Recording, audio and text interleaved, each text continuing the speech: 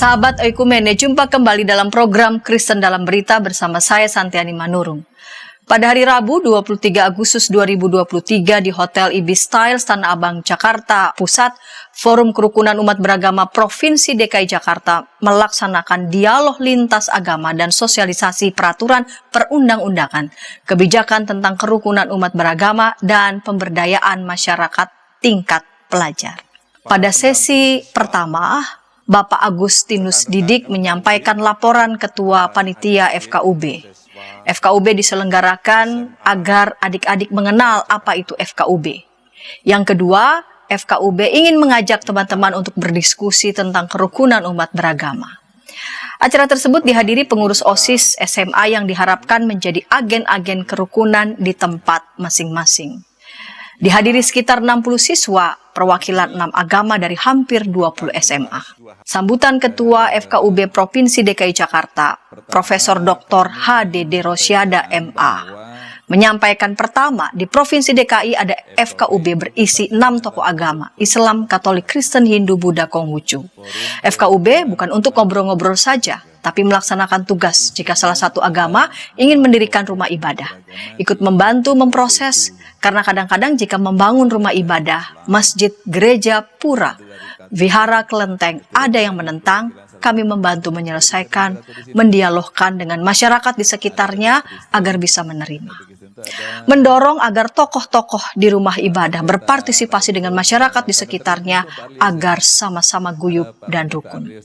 Pertanyaannya, mengapa kita mesti rukun? Indonesia didirikan bukan oleh satu agama. Ada Bung Karno, Bung Hatta, Kiai Haji Wahid Hashim, Maramis, Otto Iskandar Dinata. Yang berjuang bukan mereka berdua saja. Bung Karno tahun 1965 menyetujui Undang-Undang PNPS 165, menyetujui 6 agama yang dianut oleh bangsa Indonesia. Harus bersatu, beramai-ramai membangun bangsa ini supaya kuat. Tahun 2045, The Golden Period of Indonesia, 1 abad kemerdekaan. Yang sedang mengisi bangsa ini adalah kalian semuanya. Ada yang menjadi anggota DPR, DPRD, menteri, mungkin presiden. Jangan menyesali sejarah.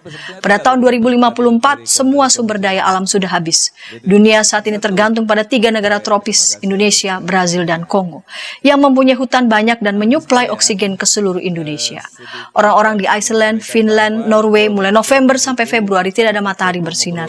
Tidak ada tumbuhan, tidak ada oksigen. Jika pohon ditebangi, tidak ada lagi kehidupan di dunia ini.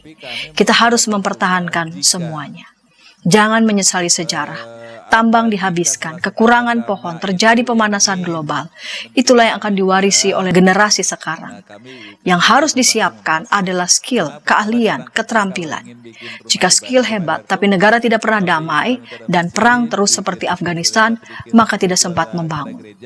Mengapa terjadi perang? Karena tidak damai, tidak saling pengertian satu sama lain. Di Afghanistan hanya ada 3 etnik. Di Indonesia ada banyak sekali suku bangsa, bahasa daerah, banyak agama. Ada 1,3% yang tidak termasuk dalam semua agama itu. Ada 4 juta lebih orang yang tidak masuk dalam agama yang diakui. Indonesia memang bukan negara agama. Tidak diurus oleh satu agama, tapi agama diurusi oleh negara. Ada 16 libur nasional karena hari besar keagamaan. Negara paling demokratis seperti contoh Amerika tidak ada libur hari keagamaan. Indonesia yang mengurusi kehidupan keagamaan. Tapi ada 1,3% yang tidak terurus.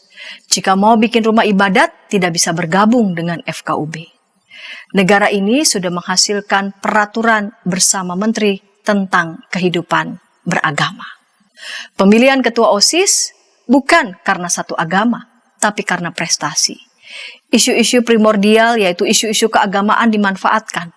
Sekolah masih pakai seragam karena negara dipengaruhi oleh tentara. Suatu ketika Indonesia akan menanggalkan pakaian seragam. Pakaian seragam sedikit menyangkut primordialistik. Seragam berbasis atribut agama menjadikan pertentangan. The world is belonging to your hand. Basis moral adalah hal yang semua agama mengatakan baik atau tidak baik. Contohnya, korupsi, prostitusi, kehidupan berbangsa, tantangannya memperkuat skill dan kemampuan. Jangan berharap membangun bangsa dengan batu bara yang akan habis. Tahun 2030 dengan nikel yang juga akan habis. Untuk itu perlu kolaborasi satu sama lain. Tidak boleh agama, etnik, budaya, dan bahasa menghalangi menghalangi kolaborasi. Negara ke depan bergantung pada skill pengetahuan dan kapasitas, berdamai dalam keragaman, ketidaksamaan, dan berkolaborasi. Doa bersama disampaikan oleh Dr. Andes Kiai Haji Sulaiman Rahimin. Pada sesi 2, ada OSIS dari 23 sekolah, Matakin diwakili 1 orang, dari Hindu diwakili 3 orang, dari Buddha diwakili 3 orang, dari Kristen diwakili 7 orang, dari Katolik diwakili 7 orang, dari Muslim diwakili 21 orang.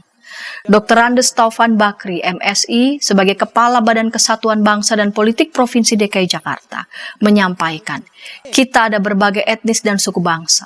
Selain 6 besar agama, ada aliran kepercayaan dan agama-agama lokal yang memperkaya kehidupan di Jakarta.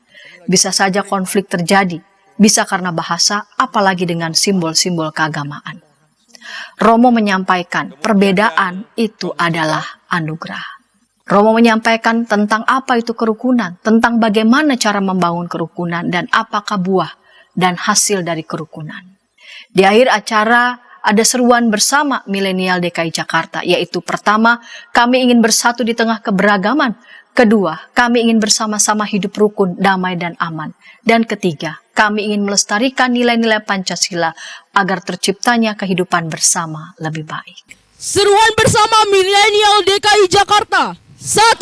Kami ingin bersatu di tengah keberagaman. 2. Kami ingin bersama-sama hidup rukun, damai, dan aman. 3. Kami ingin melestarikan nilai-nilai Pancasila agar terciptanya kehidupan bersama lebih baik. Jakarta, 23 Agustus 2023. Kami milenial DKI Jakarta. Demikian Kristen Dalam Berita dari YKB GKI TV untuk gereja-gereja di Indonesia.